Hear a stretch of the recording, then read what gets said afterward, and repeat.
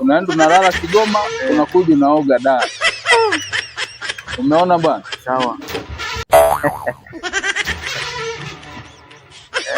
Ndugu yangu. Naam.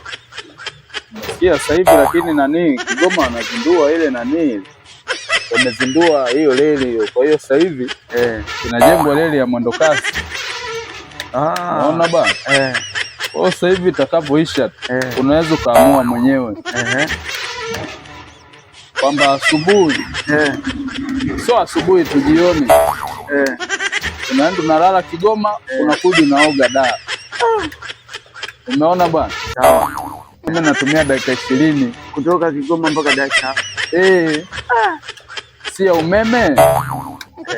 Hiyo. Kwa umeme tu hapo unaweza ukawasha sekunde tayari mtu wa Kigoma kanani. Sasa treni ya umeme itashindwa kunania, unatumia dakika 20. Inaweza kabisa. Unaanza kusonga ugali hapa. Unafuata dagaa huko au samaki huko. Dakika 20 sio nyingi. Kweli. Na hii mikaa yetu hii ukisema ndo uanze kuwashawasha moto. Yaani mimi napanda treni ndio nachukua mzigo huku ugali bado. Kadi hiyo. Kadi tena?